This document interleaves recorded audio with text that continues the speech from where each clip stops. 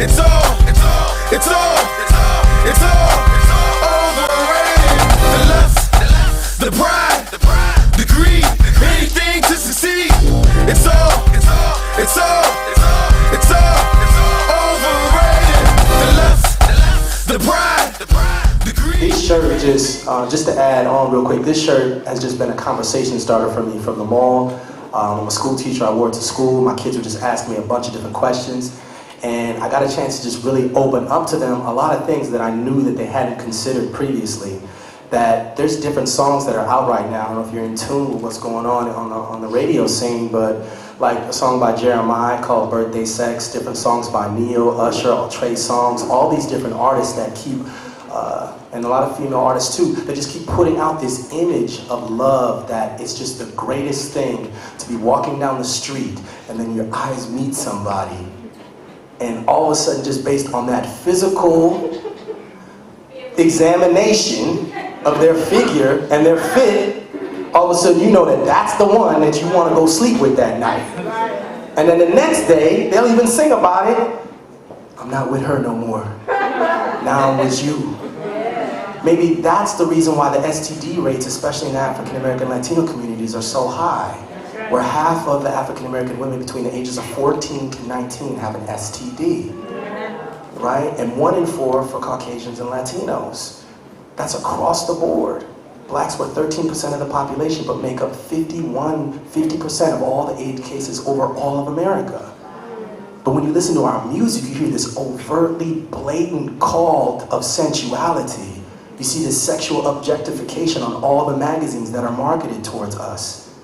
And so that love sucks. It's that this love that's being spoken through entertainment and through the music, it's ripping apart our communities, not just on a social level, but on a spiritual level. Because sexual immorality is against who? God. Who created the body? Did he give us sexuality for recreation and our own physical pleasure and what we want to do based on a physical, carnal appraisal of somebody? You don't even know their character, you don't know their heart. They could be the axe murderer, but you just caught their eye across the club. And you knew that was the one. Like, for me, I was a freshman, I ended up dating this upperclassman that everybody wanted to get with. And I ended up, I had my little, whatever swag was back then, they didn't even have that word, right? But we ended up meeting at a coffee shop and talking. And I was like, I prayed for somebody. And she was like, I prayed for somebody too. And we up here, fornicating and being sexually immoral and all this kind of different stuff. Like, that's what I prayed for? There was times I wanted to go to church. I lived in Chicago. I'd come up to visit her. I wanted to go to church. And she'd be like, no, let's just be together. This is at a time when I was seeking to push out to seek the Lord. I'm like, was that helping me? And when I got a glimpse of Christ, that was the first thing I cut off. I cut that thing off and did not look back, like boom! And then I heard that a week or two later that she slept with somebody else. So I must have been real important, right? That love we had was just once in a lifetime soulmate type stuff, right? For a month or two. And then you move on to somebody else, and somebody else, and somebody else. And with each person, you leave a piece of yourself, emotionally and spiritually. And some of us are jacked up to this day from that stuff. We have to push back thoughts when we see certain people, smell certain things, go to certain locations. So get you a Love Sucks shirt. I was walking through the mall, people could not, it was like people's eyes were glued to my shirt. And I was checking out something the other day, and a girl was like, love sucks, huh? And just instant conversation. So have an answer. Every time I get a shirt like this, I start to think, like, okay, how can I flip this? How can I use this? So that now when I stepped up here, I wasn't even planning on saying this, but it just came out because I already thought through it, right? So it's on automatic. I can be in season or out of season. There's an additional piece to the whole aspect of Love Sucks, is that we're chasing, I spoke with somebody the other day and they told me, you know what, I feel like I have this this hole, this God-shaped, I wouldn't say God-shaped, it's funny, it is God-shaped though, because only God can fit it. Hey, God-shaped hole that they were trying to fit all kinds of different things into, and that's what I was trying to do. When I was dating this girl, that's the love, I was trying to pursue that thing. and fill that hole, but it wasn't enough. So then it was smoking weed, and I tried that. That didn't work. Then it was drinking. I tried that. It didn't work. Then I started doing music, and I got successful as a jazz musician around the city. That wasn't it.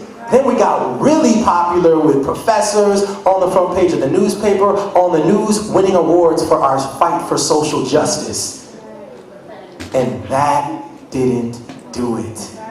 But the thing is, while I'm chasing all those other things, I'm seeking for my soul's satisfaction, which can only be found in God. So I'm exalting these things up above God, chasing after them with my whole heart as though they are God, and making myself an enemy of God. The Bible says that do not love the world, for that all that is in the world is the lust of the flesh, the cravings, those things I was trying to fill the hole with, the lust of the eyes, caught her across the club, right? And the pride of life, the boasting of what you have and what you do. But those things, the Bible also says in James that when you befriend the world, right? When you seek to be one with it and walk in harmony with it and use those things to fill that hole, you make yourself an enemy of God. So you lose two ways. One, the stuff never fulfills you. You always come back craving more. And then two, you're sinning against a holy, righteous, perfect, and pure God who is the only one. He's the only puzzle piece, like the whole puzzle, and there's one last piece. And you're searching for all these things to fit that piece. You guys ever put one of those little jigsaw puzzles together, right? You couldn't figure out that couple pieces left. Like, man, God is the only piece that fits. It's the only piece that fits, and He designed us for His pleasure and purpose. So we have to, those of us who have found it, we got to hold on to it. Those of us that are struggling, like, man, I can't see Him. You know, I want a boo that I can rub up on.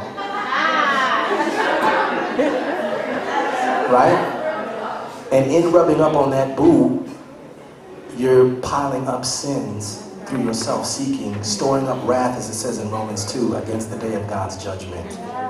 So we don't want to be enemies. We don't want to be in harmony with the world and the lust of the flesh. We want to be in harmony with Jesus Christ. And I trust you that if you taste of His grace, it will fill you up. I'm full. I'm so hyped. I gotta calm down most of the time when I'm up here or in my life, because He's completed me in such a way that none of those other things could. All I had was guilt and shame when I chased the world. So chase Christ, and love does up. The power, the fame.